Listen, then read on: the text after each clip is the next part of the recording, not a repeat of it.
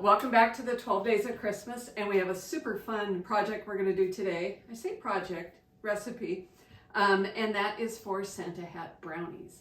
These are so cute, and they're little brownies with strawberries and frosting, and they're really good too. So let me walk you through the products that we're going to need for this today. The ingredients, we're using pre-made brownies.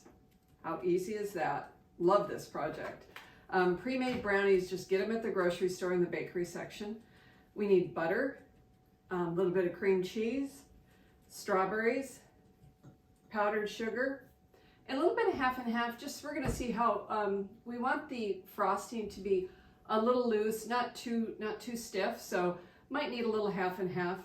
And you'll also need a piping bag, but I don't have one today, so we're going to use a plastic bag instead. It's going to work just fine. I'll show you how easy it is to work it. That's all we're going to need for this project, and let's get started. Okay. So now we're ready to get started.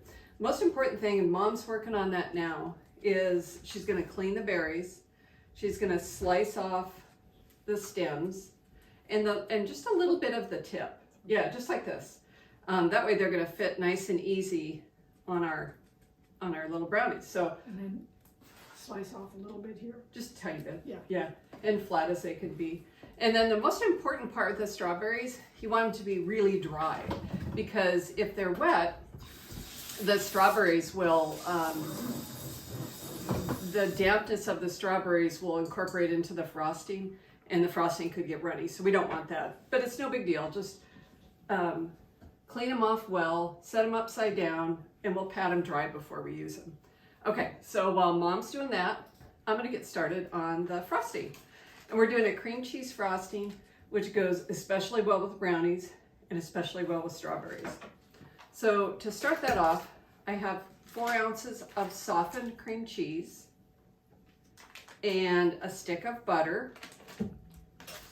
And the best way I know how to do this, we're just gonna cream these together, is I run this for 2 minutes on a medium speed.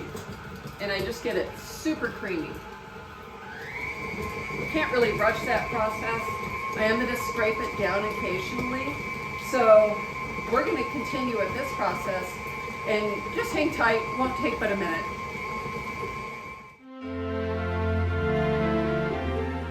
So every now and then, you're gonna stop your mixer. You're gonna scrape down the sides of the bowl and scrape the beater, because you want that butter and cream cheese to be super, super creamy together.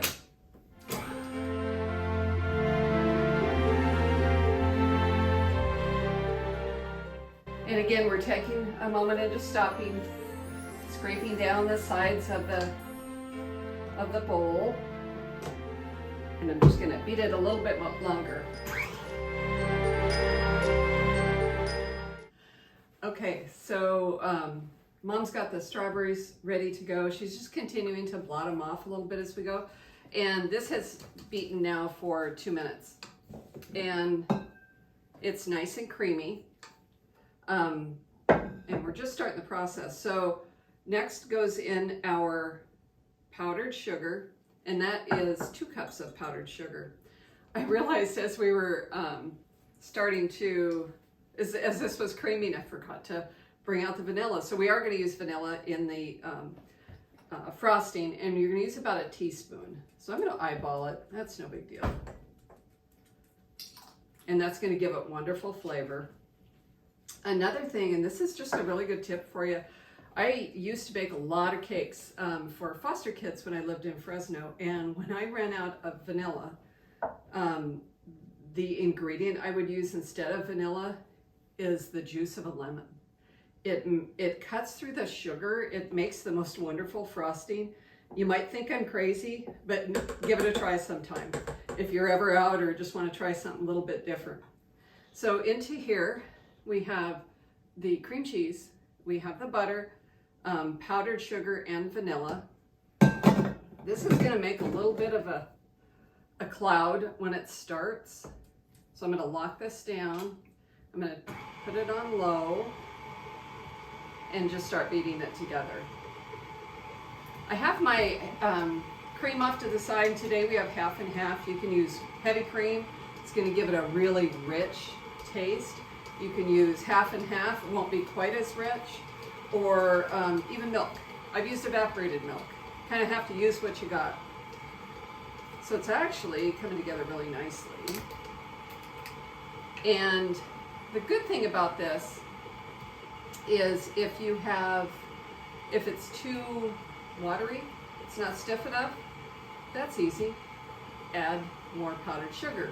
If it's too stiff, add a little bit of liquid. So you can work it back and forth until it's really to the consistency of your liking. So this is coming along really nicely though. I don't even know if we're gonna need a whole lot here. I'm gonna increase the speed to medium. I'm gonna beat this for 2 minutes again because I wanna make sure all that powdered sugar is incorporated and there's no granular taste. I'm gonna stop the batter occasionally and scrape down the sides so all of it gets incorporated. And that'll just take just about another minute. So let's let that go.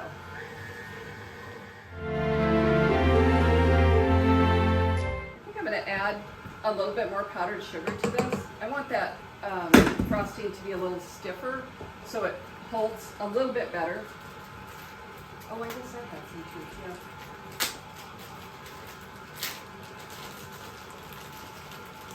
And since Mom and I are both wearing black, I'm sure, I'm just going to use like a spoon. How about just a spoon? Mom and I are wearing black, so I'm sure we're going to get it all over us before we're done. Let's see. And you just add a little bit of it at a time because you'll be going back and forth with, oh, I have too much, and then I don't have enough, and then I have too much, back and forth. So that looks pretty good, but I want it to be just a little bit stiffer. Maybe, let's stop there.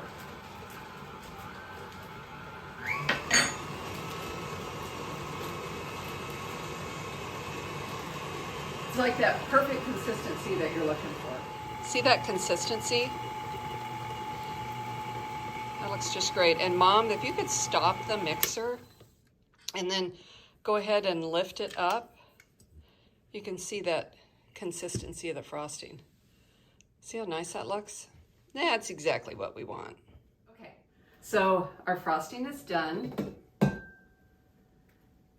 And look how amazing this looks here.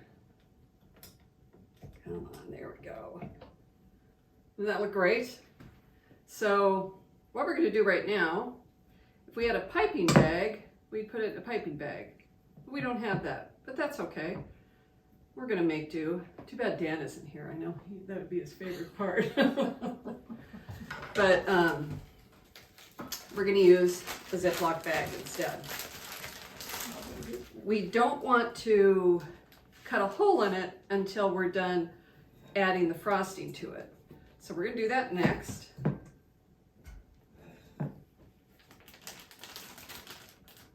And actually this is probably almost easier than a frosting bag, but this will work out just great.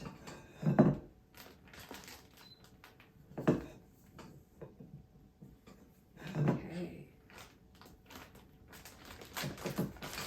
And perfect. Thank you, Mom. So let's gather our products. So we got our frosting. We don't have a frosting bag, so we're gonna use this instead. What I've done is I've kind of forced the air out. I've pushed it all down to one corner. And the worst thing you can do here is cut off a big like chunk of it. So because it doubles in size, you know, it's flat, so it's gonna double in size. So we actually just wanna just do the end. And that should be just about perfect. I'm gonna twist my bag Twisting the bag forces the frosting down to the tip. And I'm just going to lay these out to make it easy. And we're going to frost our brownies. We'll see how talented I am today. I'm just making a little circle around the brownie.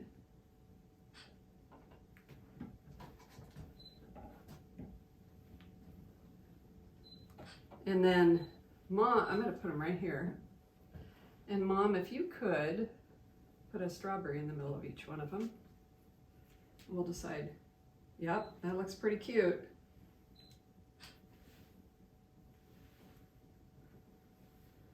I meant to show you that the cookie tray that we have there. Oh my gosh, it's just the prettiest thing. I got it from Amazon. I'll be sure to link that below. But man, that was pretty. I got a bunch of them this year. I thought it'd be kind of fun to get a few new things here and there. As you use up the frosting, just twist the bag again. It's going to push more frosting to the tip of the bag. And it's a great cream cheese frosting. Like I was saying, I have made cakes and cookies and cupcakes and you name it for, it was Cakes for Kids is the name of the organization I volunteered for in Fresno. And I made 2 to 3 per week. And it became like super cool. I never made a cake before I started working with them. And then after we did that, I volunteered there, we did quite a few. So how cute are those? All right. And now just a finishing touch. I'm going to add just a little dollop right on top of the strawberries.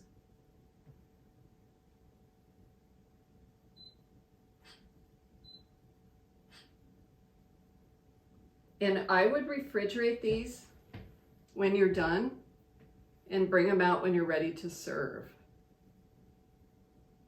If you had some sprinkles, it would look really pretty with some sprinkles on the sides.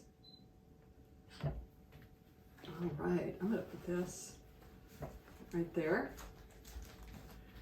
So what do you think? How easy is that? Didn't it turn out cute and so quick? Oh, I just realized I missed one. Almost had to take one for the team there.